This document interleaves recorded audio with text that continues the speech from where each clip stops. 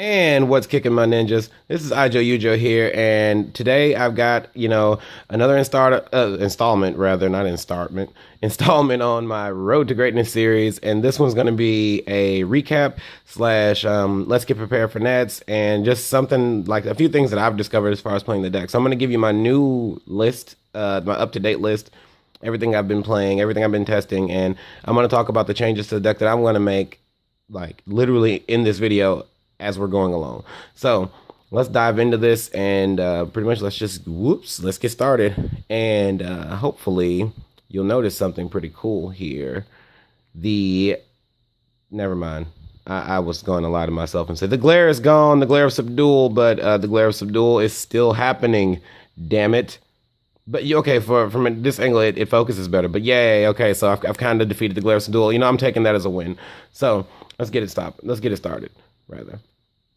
And oh, by the way, big shout outs to my boy Rigo. He hooked me up with a card today. I was gonna trade him for it. He just said you can have this card, so you know who you are, Rigo. Big shout out. And I'm gonna also talk about my matchups. I'm gonna blitz through the deck profile though, because this isn't anything you haven't seen. And as I'm going, I'm gonna talk about it. So 2 little white, 2 little black, 3 big white, 3 big black, standard. 1 Mega Thessalos. Didn't actually see this card as much as I would like to. I just OTK with it a few times as a name for Aether, and I never actually resolved this effect today, but that didn't really matter because I would still play just as many copies as I play, aka 1. Double Kuros. This is all the Monarchs. Wouldn't change a thing. This is lit. I wouldn't change the Squire package either. I'm going to talk about that. But Gemini Engine. This is I'm on the fence about nowadays. So here's the thing. This doesn't actually out Rivalry, which is something my buddy Paul Crum brought up with me. He plays the Jax Knight. I still play the Dark Witch because I don't want to lose to Rivalry. That's like a quack theory, I think now, in the sense that, first of all, not many people play Clee Demise. Secondly, it doesn't actually out. I mean, you can still, they can't beat a good Monarch deck. They can't beat you if you're playing, if you have a Monarch draw. But the thing is, you never actually have a Monarch draw. So yeah. Super Quantum Engine, these 3 guys. Now, we're gonna set some shit to the side. We're gonna set some things to the side because I got some stuff's going on the chopping block. Spells, the standard of standards. I started one of these out a lot today, and one time I even sided out 2. So, but that I still would play 3. That doesn't discourage me from playing 3. 3 Stormforth MVP of the day. I looped Stormforth. In one game, I Stormforth 5 times. Sorry, Skippy, but you know you are, Jake Skippy. I Stormforth them 5 times, man. He's playing Blue Eyes. My rounds. Oh, by the way, I didn't tell you my rounds. My rounds was round 1 Pendulum, round 2 Clee Demise. That was my first L of the day. It was my only loss through Swiss, and it was versus my good buddy, long time friend John Huff. He also has a YouTube channel. I'm gonna have to get the name from him, but I'm pretty sure it's TNLG John Huff or John Huff The Next Level Games, one of the 2. He's a very good, solid player from Nashville, Tennessee, and I plan on getting some deck profiles of him up on my channel. But he blew me the fuck away with Clee Demise. After all of my singing to the high hopes and the high glories about beating Clee Demise, I actually lost to it because I bricked my ass off. I bricked all 4 times we played. Because spoiler alert, I played him in the top cut and I lost to him in top 8, and I bricked my freaking ass off. I tried valiantly, guys. I fought, but he always had the cash trap hole to stop me. So that was my only loss of the day. Pendulum again in round 3 question mark. I may be getting my round 3 and 4 mixed up, because in round 4 I played against and here's the thing, I actually said I was gonna remember all this and all that kind of stuff. I know I didn't play Cosmo today, but anyway, I'm gonna keep going. Double Brilliant Fusion, double E-Teleport. If this goes, these gotta go with it because it's the only target. Instant Fusion, another MVP of the day. This card saved my ass a bunch. And then that's it for spells, and then traps 3 prime. So that's the main deck. 40 cards, standardlicious. Extra deck, yellow divider thing, double Seraphinite. Actually didn't make a second Seraphinite today because I didn't get a chance to, because I either killed my opponents before it mattered or I never got to play the game. Panzer Dragon, Shark Fortress, finally, Shark Fortress, guys. That's what Rigo hit me up with. He just gave me a Shark Fortress, pretty cool. Durendal made this a lot going turn 1. OTK'd with this. Oh, you know what? It was round 3 was Blue Eyes. Round 4 was Pendulum. So it's Pendulum, Decletamize, Blue Eyes, Pendulum. Yeah, there we go. Cut the second Pleiades to add in the Shark Fortress. Second Pleiades just doesn't come up enough for me. It used to a lot, but now a lot of the times I just rather make a Durendal like on the play. Adrius, picked up a Tiras. I can't really remember what I cut for this. Utopia Beyond, Gaia Charger, Harbinger, Lancelot, Pain Gainer, and 77 Sins. Now, I want to add a Beatrice to this. When I get a Beatrice, I'm going to go, this is going to be Magna Lyra and Beatrice. I cut Magna Lyra for Tiras because Tiras outs more cards. But it came up today where I needed Magna Lyra, but I cut it for Tiras, and that screwed me. So, yeah. But that's the extra deck, 15 cards. It's a pretty solid extra deck. You just, like, you really need a lot. Like, you find out that this deck has a lot of space, but you really need a lot of different cards, man. Because you get caught in some really, really wacky-ass scenarios to where you need, like, a dark or a light or whatever like that. But, all right, let's get our chopping block cards over here. Side deck, Mega Caius. Never siding this card again. Even I didn't play any Monarchs. I did like play some side games. I played against Monarchs and I boarded this and it just didn't do anything. Like this card's ass. Double Lancia, not boarding these anymore. There's just a more intuitive card. These cards are fine. They just don't progress the game state. And unless you're already winning with a soft lock monster, man, these cards are garbage. Like you turn them off for a turn and that's pretty cool, but you can't win. Gin Squeezinators, never drew it. Dark Samorg, every time I boarded this card and I drew it. Literally, I drew it every single time. And I attributed for it once. I never got to like summon it off of Aether and be a cool kid. I attributed for it once, and then I died. So yeah, that was actually he Chaos Trap hold me. That was in top 8 actually. Majesty's Fiend, didn't board this in a lot. Didn't play the matchups where it mattered. Regeki only boarded this in like twice. Never drew it. Triple Twin Twister. This was one of the most welcome changes, but actually, I'm gonna actually main deck one of these. No, I'm not. No. I have a different card to main deck. That's this pile over here. That's what this random ass pile is doing. But anyway, Triple Twin Twister. The real MVP of the day is Anti-Spell Fragrance.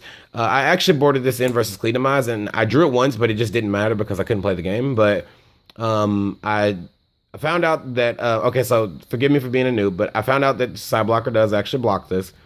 But, okay, so this was my turn 1 opening. I had like an Erebus play, and I took a card from him. I don't know what it was in the end, but I had Anti-Spell Fragrance up. He Side Blockered me, he summoned Kieran, and like he just didn't hit a really strong hand because he had to like go out of his way. And I took a card from him, so he started on 5 and he was going second. So he started on 5 instead of 6. And then he blocked the Side Blocker, and then he had Archphoenix Centric in the scales, and he popped this. And, I mean, that's not a great position, but he was in the game. And then his next turn, I was just like, yeah, by the way, I have a second win, and that was it. So, the real MVP of the day, Anti-Spell Fragrance. And people were, like, puzzled that I play this in my side deck, and I'm playing Monarch. And I'm like, yeah, man, I can just, like, make the intuitive plays, have a big, stupid-sized monster on the board, and then flip this on my own terms and win the game. And then double Curse Illumination Spell. Now, let me talk about this for a second. The reason I board this over Magic Deflector is because in this deck specifically, it cracks the mirror match in half. And Magic Deflector does the same thing. But this actually, like, in all the decks that this can go in versus, it goes in versus more decks, and it's just better intuitively, like proactively, versus like the matchups where it really matters than Magic Deflector is. Now, in almost every other deck, I'd rather have Magic Deflector because I don't have to give up specifically the card and specifically the spell card. But in Monarchs, that doesn't really matter at all. So this is better specifically just in Monarchs, and this just shits all over the mirror match as well. So let's revamp the side deck, and let's revamp the main deck. So side deck goes as states. These are coming out. I'm going to keep the Dark Samorg in. I feel like further testing is needed, but I didn't hate it. But I didn't really do much with it, so I'm gonna try it out some more. But these are coming out, and these are coming out of the main, right? So let's set this over here. I'm gonna do like the final switches later. So in the main deck, I'm gonna add in definitely 2 out of these 3 cards. 2 2 out of these 3, and a freaking Mithra. Now, at first, I was vehemently against Mithra because it locks you out of your extra deck and it's an intuitive play. But there's so many Veilers going around, number 1, and number 2, this actually, like, giving up your normal summon and like getting it stopped, that you lose the game, right? Like, you just get OTK'd following turn. Like, he literally Cleo OTK'd me twice, or 4 times rather. That's literally what happened. I bricked, he Cleo OTK'd me 4 times. Ta-da, that was my Cleo experience. So that's why this one's already in a sleeve. So this is I drew this card like every single fucking round. But not only that I drew it, I don't care that I drew it. That's not a big deal because I can just summon it and go get a red layer and all that, blah, blah, blah. But the fact is, I boarded it out all the time. And this was as bad as losing my normal summon. Honestly, like, this play just gets stopped and you're cold. I mean, you're completely freaking cold. Whereas if this play gets stopped, you can still summon your Squire and still keep going. This, you're just cold, and this makes more extra deck plays. But if you have to alter and you have to like veer off the path and play as a Monarch deck, you can't because you're locked out of your extra deck or whatever like that. So yeah, this is the switch that's happening into the main deck. And then I may switch Lazuli to Garnet because this came up a lot, that it was really important that it wasn't Garnet because I could just summon and beat over shit, right? Like that. So that was a big deal. Like I said earlier, the Magnalaga thing, I cut the Pleiades from the original. These are going in the board because I'm not losing to this Clee deck anymore. Like, I'm done. So this is going in the board. This is the more intuitive card to the board, but I also want to add in this, and I already talked about Magical Deflector as to why I don't play it currently. So yeah, but this is gonna happen, right? But I really want to fit a Vanity's Fiend in because this card came up a freaking ton. This card came up a ton, okay? And the fact that I didn't have it came up a ton. Me just being able to plop this down on the board and just sit behind my back row would have been huge, or sit behind my Twin Twisters and stuff, because it's so proactive and they have to out it. So I'm on the fence about this card, but I really need to find a slot for it.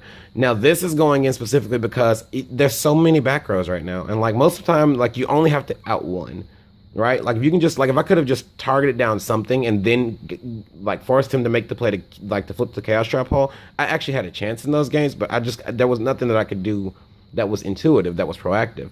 And this being the 4th like Twin Twister would have been huge. So I was playing this card and I advocated this card a ton, and then I steered off the beaten path from it, and that was the worst mistake I could have made. So this is going back in. So this is definitely getting kicked in. Now the last 2 fighting slots is between these 2 cards, and I'm thinking it's just going to be Foolish Barrier until I get a Brilliant Fusion, a 3rd one. Shouts out to Trey because he's probably going to just like hand me one. So my man Trey, and check out I think it's Mind Link or Mind Inc. Games. I'm going to get that clarified in the next video. But my boy Kenny, man, he's selling really, really cheap prices on TCG Player. I buy tons of cards from him all the time. He's a really chill dude, really good seller. Check him out on TCG Player. The one that says Mind something on TCG Player. Yet again, check this out either in the description or in the next video. Most likely in the next video, I'll get that absolutely clarified. That's going to be my sponsor, and I'm going to try to get you guys some cheaper discount codes for that. So be on the lookout for that. Be on the lookout for some collabs, and, you know, be on the lookout for tons more deck profiles. Like I said before, I'm going to try to get some dual videos up. It's just not advantageous to get dual videos up a lot. That's actually pretty rough to get down. But I hope this was helpful as far as like some options going forward, and I hope this helps you if you're playing EDM for Nats. Please play Chaos Hunter. This card is going to be the nuts for you in the mirror match and versus Cosmo, and the fact that it's actually just another tribute, that's actually just huge. So keep it kicking, my ninjas. Remember, drop a comment down below me, leave a thumbs up, subscribe for more content, come on back, check me out, share this, guys, and, you know, just keep it kicking all the time. This is Ajo Ujo. Peace.